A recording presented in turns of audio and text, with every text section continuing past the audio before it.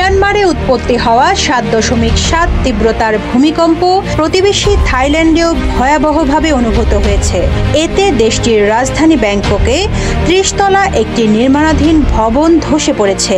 Police এবং চিকিৎসা কর্মী সূত্রে জানা গেছে, ভবনে কর্মরত ৪৩ জন শ্রমিক নিখোঁজ রয়েছেন।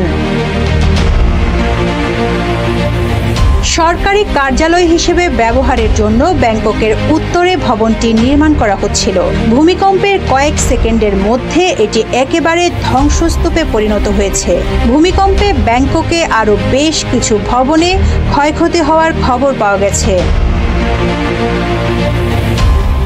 শুক্রবার দুপুরের দিকে মিয়ানমারে শক্তিশালী ওই ভূমিকম্প অনুভূত হয়।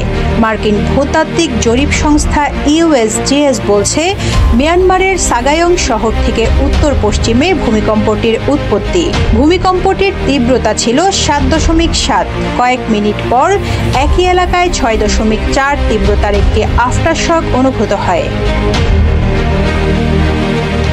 ভূমিকম্প বিশেষজ্ঞরা বলছেন, গত ২০ বছরে মিয়ানমারে এত মাত্রার ভূমিকম্প হওয়ার নজির নেই।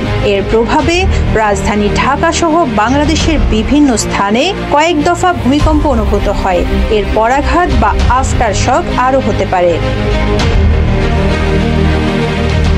বাংলাদেশের আবহাওয়া অধিদপ্তর অবশ্য বলছে, ভূমিকম্পের মাত্রা ৭.৩। তবে ভূমিকম্পের এই মাত্রা বেশ বড় বলেই বিবেচিত হয়।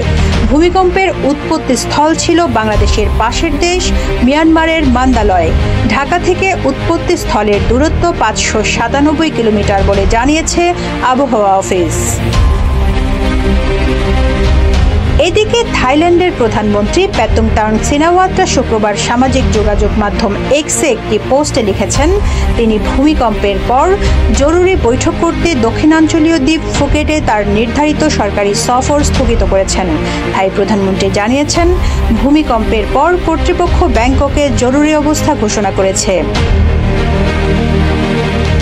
ভূমিকম্পের প্রভাবে ব্যাংককের ব্যবসা প্রতিষ্ঠানগুলো সাময়িকভাবে বন্ধ ঘোষণা করা হয়। রাজধানীর মানুষজনকে আতঙ্কে ভবন থেকে বাইরে বেরিয়ে আসতে দেখা যায়। থাই কর্তৃপক্ষ ক্ষয়ক্ষতি মূল্যায়ন করছে এবং পরবর্তী করণীয় পর্যবেক্ষণ করছে বলে জানা গেছে। Rizwana Rinti, news desk.